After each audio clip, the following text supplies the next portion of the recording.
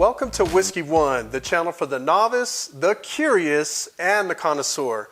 I'm Whiskey One. I'm here at Santa Fe Spirits, and I'm sitting down to talk a little bit of whiskey with Stephen Julander. So pleasure to sit down and talk with you and get to know a little bit about like Santa Fe Spirits, your journey here, because you're new to the distillery, and a little bit about this blending event. Yes. So let's start off with, how'd you come to be at Santa Fe Spirits? I started 11 years ago now, distilling. So I'm younger in this game, but, I started in Denver, working at Law's Whiskey House, if you all know that. I do, by the way. Do you? Yeah. It's actually a favorite. It's a great place.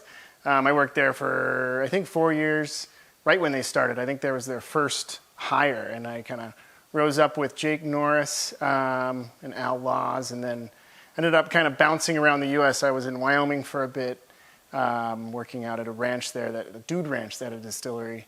Okay. Started that place, went out to California during COVID, and started a distillery out in the Delta. And then, actually, probably 3 years ago, I applied to work here and got hired, but didn't take the job because it just didn't fit at the time. And so when I saw this come up, and we live out just east of here, it's kind of one of those things where it just matched. I've known Colkegan, just the brand, and as a single malt for years. Yep. And so it's just kind of one of those things where I felt like it came full circle. I came home to New Mexico and then also came to the distillery. I think it's the best distillery in New Mexico, personally. One of the best single malts in the U.S., in my opinion. But I would have to agree with you, and I know that's biased because I'm from New Mexico. But you look at the climate and all the different craft distilleries that are now like kind of coming up, starting to do their thing. And, I have to say, Santa Fe Spirits was probably the first distillery here in New Mexico. And because they've had quite a while to get started and get going, they've left like a really big footprint actually in America as a New Mexico distillery. And I've been to DC, I've been to Colorado, Arizona, and Texas, and you can see Colkegan on the shelf. I haven't been able to see any other New Mexican spirits on the shelves. You guys, particularly, like, your style is the single malt, the American single malt, before it's even like legally a thing, American single malt. So great to hear like your journey here. As far as like distilling, because that's what you do now for Santa Fe Spirits, right? How long have you been distilling here for the distillery? I've only been here a month and a half, so it's pretty new. Although, I'm the only distiller, I'm the only kind of back of the house guy. But I mean, it's one of those things where, it feels like home. It's a setup that I understand. It's a slightly different process because we only do single malt, and so in the past I've done grain on and mainly American style whiskeys, so a lot of bourbon, rye. I guess rye you could call anything, but it's one of those things where you walk in, just kind of getting acclimated with the plumbing, and then it's kind of one of those things where you just jump in. Sure. So you're sort of kicking the tires right now. Yeah, it's one of those. It's also, where can we, make more efficiencies, continue. We're always thinking to the future about what spirits we're making, what we're putting in the barrel, what the demand might be.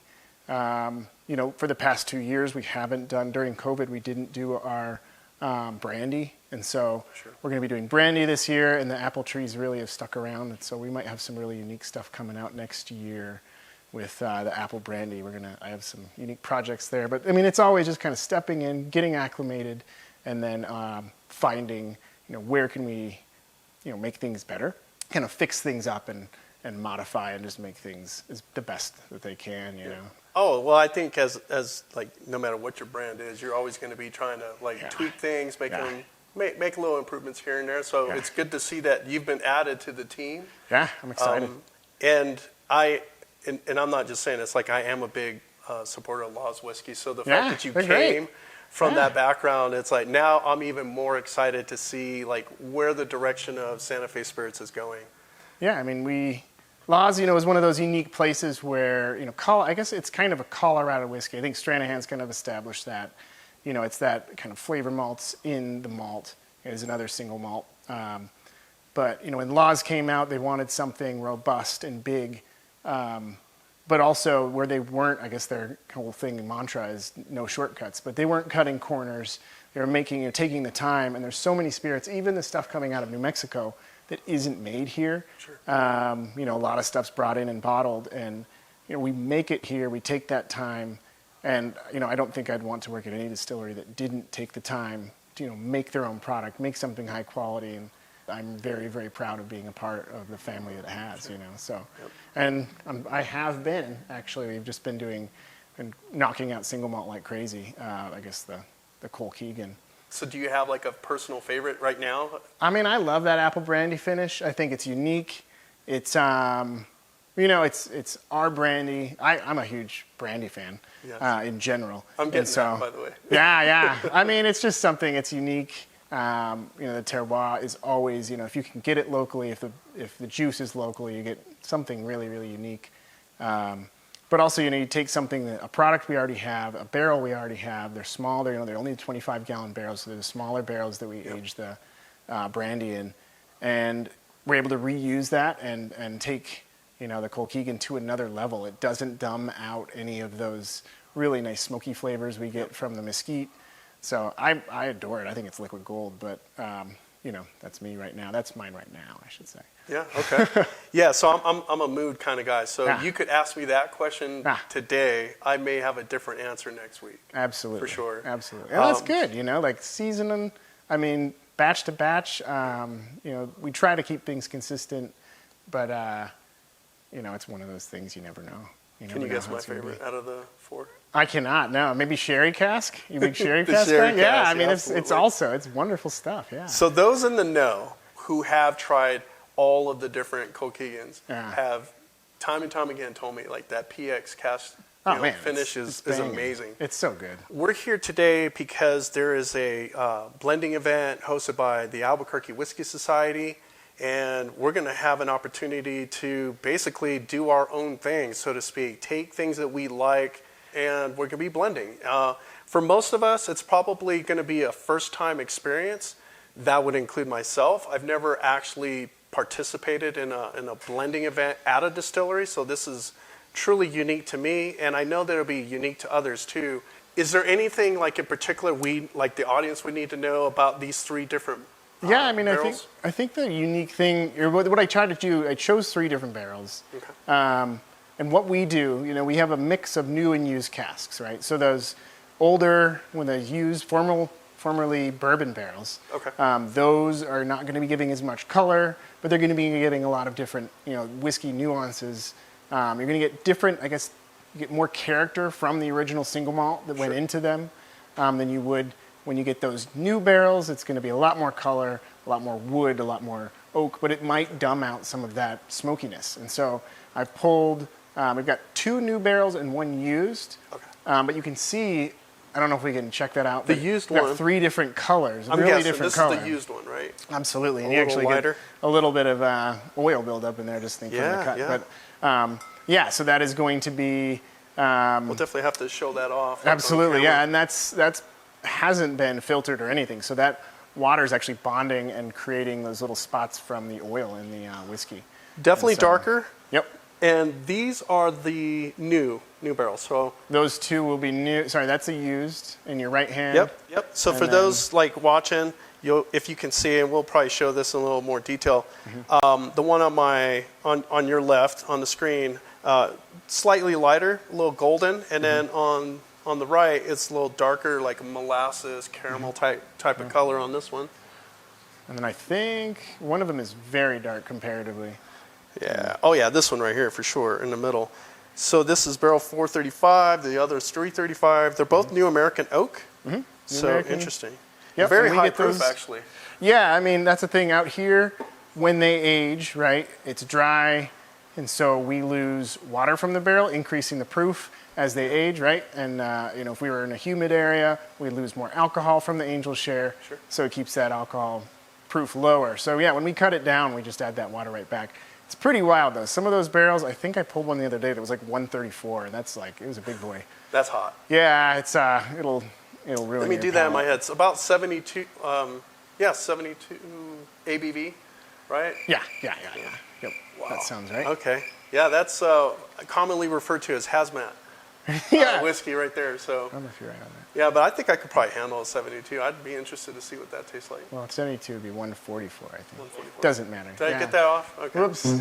We'll fix that in post. I didn't major in math. I didn't major in math, so. No, it's just one of those things where when I'm tasting them, and I tried to find ones that kind of, had very different characteristics, and you'll see kind of on the description of my personal taste when I tasted it, and everyone probably has a different taste.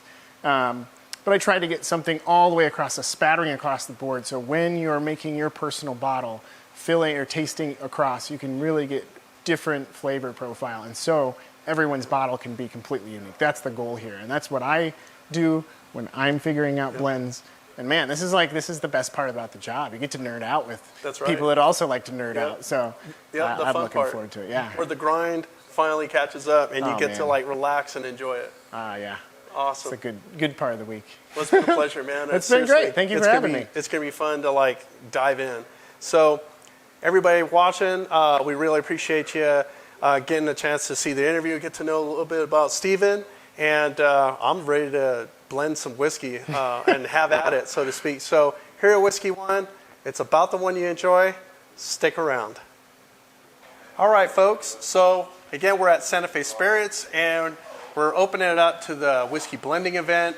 And I have Daniel Warren from the Albuquerque Whiskey Society here to talk a little bit about the event itself. And one of the questions that I had was, is this the first time that the society has had a chance to blend Santa Fe Spirits or any kind of whiskey blending event? Yeah, no, actually, we've done this event in the past. I met Colin a bunch of years ago when he first opened a distillery at different events. Since we've been Albuquerque Whiskey Society, I've gotten to know Colin real well. When they did their first blending event to the public, my wife and I bought tickets and came with some friends, and we did this event, just us four, and it was phenomenal, and we loved it. So that was in March, right before COVID hit, the week before the governor shut everything down. Yep. So we were talking to Colin about it, about how awesome it was. So we did this event in the fall when COVID was opened a little bit. We were able to do a private event here at Santa Fe Spirits with 20 or so people, and it's a huge hit. Everyone gets to go home with their special, unique bottle, which really it's a very rare experience that you get to have today, because you can blend your whiskey at home with labels. That's right. You can do that at home. Right. But what you're blending here, these bottles are not going to hit the shelves. It was interesting because I have the regular Colkegan offering, and I have my bottle and my wife's bottle, and I was drinking them all three this week in preparation. Oh, wow. And it's amazing how they're all different. So one's fruity, one's a little more spicy and dry, and the other is just your typical Colkegan that you get. So it's very cool. Very cool. And yeah, I mean, there's probably going to be some subtle differences across these different barrels because we have new and used barrels. I'm interested to see just how different they are, because I do know the new barrels will have a lot more sweetness or a lot more flavor, where the used barrel may have a little bit more subtlety but feel more rounded. Right. And being a bourbon guy, I think I'm going to go more toward the reused barrels, but we'll see. We'll see. So what do you have in your glass, by the way? If you this don't is mind me asking? the sherry finish, one of my favorites here at Santa Fe Spirits. That's exactly what I got. This and the cash drink's really good. Oh yeah, those are my favorite. Yeah. I love them. Yeah, and I already mentioned that this sherry cask is my favorite, so it's now no surprise. So yeah, man, I'm interested just how crazy we're gonna get today. It's going to be fun. It's going to be a really cool event. One of the few events you actually make your whiskey, you come up with your formula, you can bottle it, you'll label it, cellophane to make it all legal, and you go home, make your own label. So you get to walk away with the full bottle of your own unique whiskey. Your own unique whiskey. That's very cool. And it will never be made the same again. All right, very cool. Well, awesome. A pleasure talking to you. Yeah, you too, my friend. And these are always fun events, but this is going to be particularly fun because we get to actually blend and make our own whiskey, so to speak. So stick around, guys. Next up, we're going to be sitting down and talking with Colin. So stay tuned. Thanks, Israel. Yeah, you got it. Cheers. All right, folks. So I'm sitting down with Colin Keegan, the founder of Santa Fe Spirits, and most notably known for the brand Colkegan. Yeah. I'm glad and happy to finally get a chance to sit down and talk with you again. Good to have you here. Yeah, this is now our second time getting to talk about whiskey. Yeah. So before we dive into blending and the event that we're going to be all like partaking in, do you have anything that's like up and coming or any experimentals that like we need to know about? Yeah, we, as you know, are all about our whiskey. Sure. I mean, we have a whole range of whiskey, vodka, brandy, gin, etc. But we get excited about the whiskey. And that's where we like to sort of experiment, try new things, have a good old time. Sure. What we do have coming up, which we put into casks about 3 years ago, is an unsmoked version of Colkegan. Okay. We're working on final blending profile. It's a small release, as was our PX. I'll talk about that in a minute. Yeah. And then we got label approval. We got to figure out the production schedule. There's a lot of moving parts of putting a whiskey together.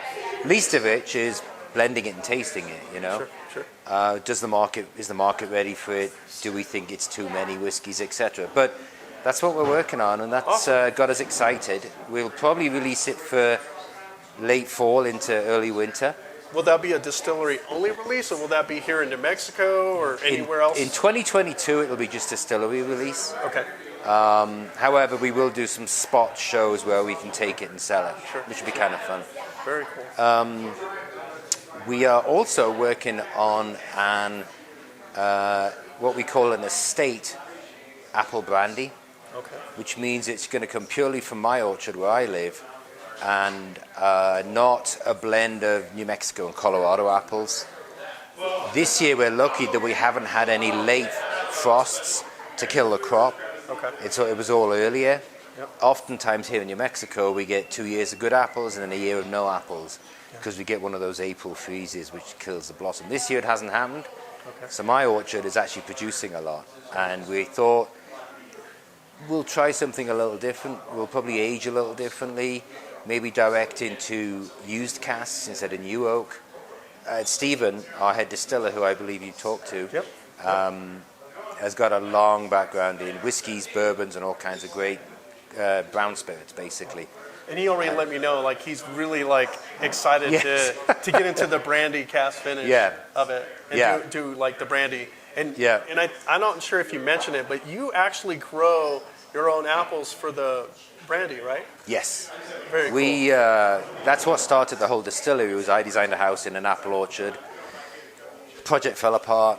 I bought the property from the client at the time. Grew apples and turned it into an apple brandy party. Yeah. And from there, we, one thing led to another.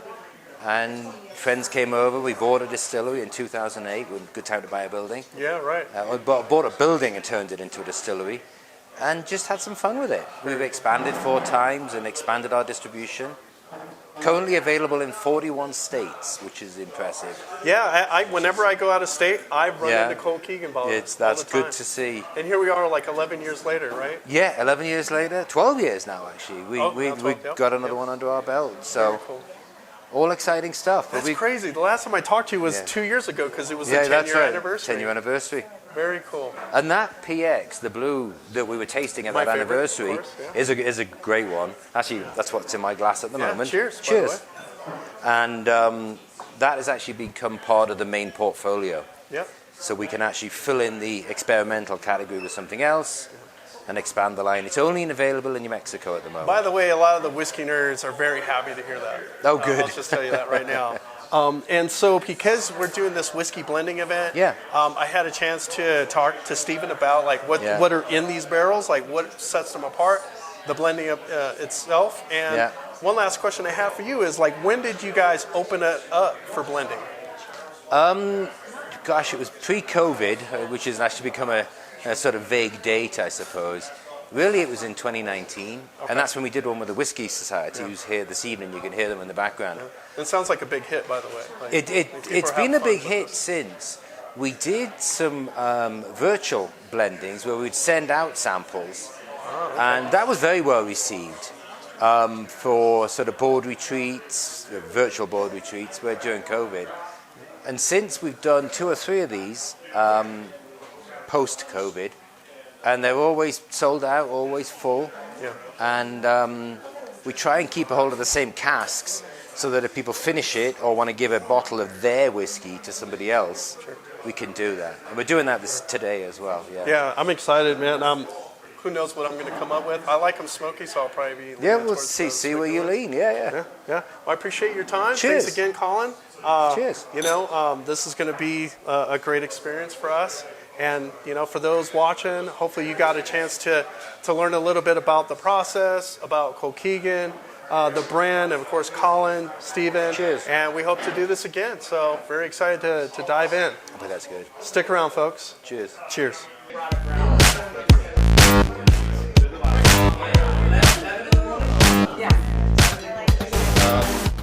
What I would recommend is the Glencairn that's there. I would pour the whiskey you're going to try that's in the shot glass into the Glencairn and taste it that way.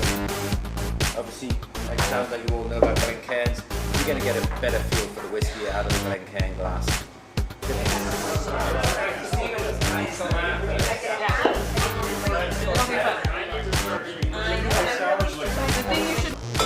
Pick 3 different casks. Tried to pick 3 different very unique casks. You can see obviously the color difference between the 3. I wasn't obviously picking those for color, mainly in flavor. So your lightest one, that's going to be barrel 469. That's going to be a used barrel. So formerly used from bourbon. I believe it was a formerly used Four Roses, I think, on that one. Yeah. And so pick that because, the used barrel is going to do different things to the whiskey. I don't know if you all know this, I apologize, I'm just going to talk about it. But that used barrel is going to do different things to our whiskey. The darkest one, that is 435. And the numbers don't convey kind of their age and time, just to warn you, because some of them have been reused, some of these barrels. This one is going to be one, it's going to be a lot more robust. You're going to get sweeter flavors from that charred oak, obviously good color. But the thing about a new barrel is it's going to pull out some of that smokiness. This final one, 335, this is going to be, I believe, a little older of a barrel. I think it's 5 years. But this was kind of a middle of the road. It was kind of a unique flavor. It kind of shows more of what a classic Colkegan would be if it was kind of in one single barrel. This